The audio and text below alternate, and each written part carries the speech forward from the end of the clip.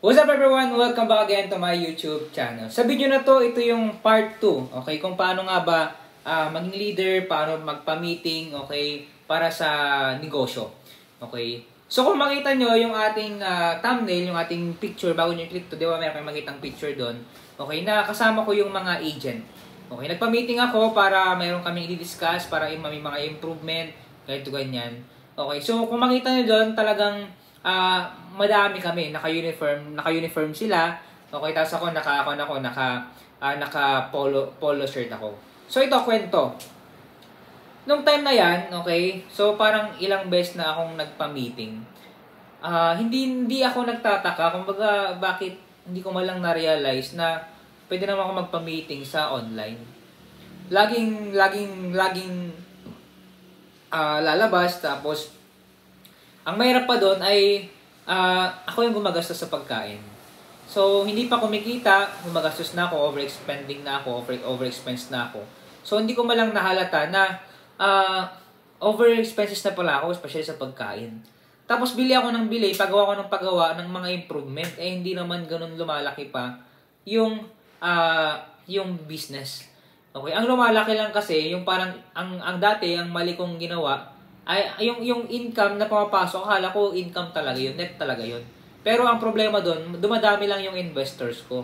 Kaya mali yung parang ikaw ay nagsisimula ng negosyo tapos overexpense ka na.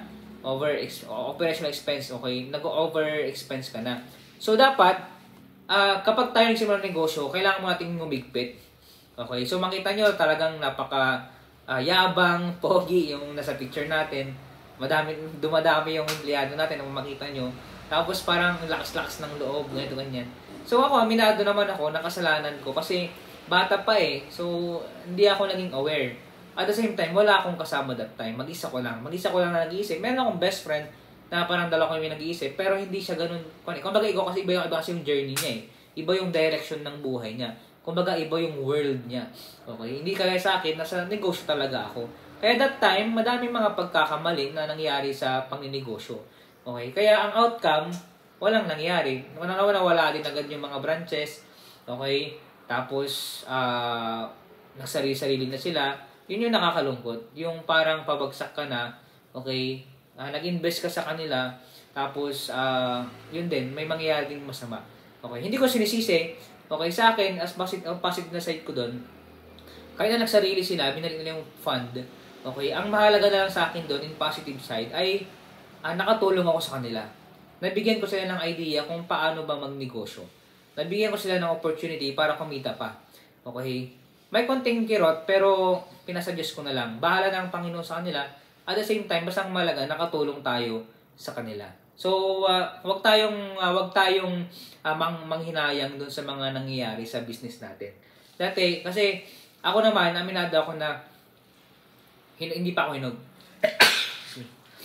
So, sige lang, in-enjoy ko yung ganong sitwasyon dahil part ng pangninegosyo.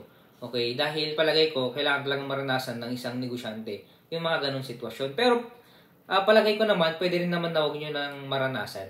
Okay? It is better to learn the experience of others kaysa ikaw yung makapag-experience.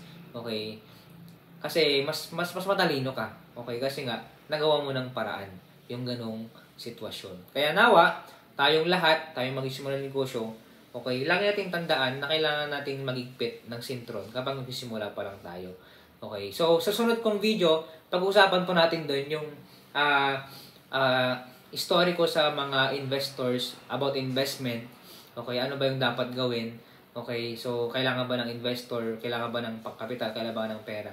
So, abangan nyo po yun dahil after this video, okay, after this vlog, ay isusunod po natin i-upload yung about investment, okay? So, may mga learning, may mga mistake akong nagawa doon, may mga kapalpakan, at yun yung parang pinakamasakit na nangyari sa buhay ko.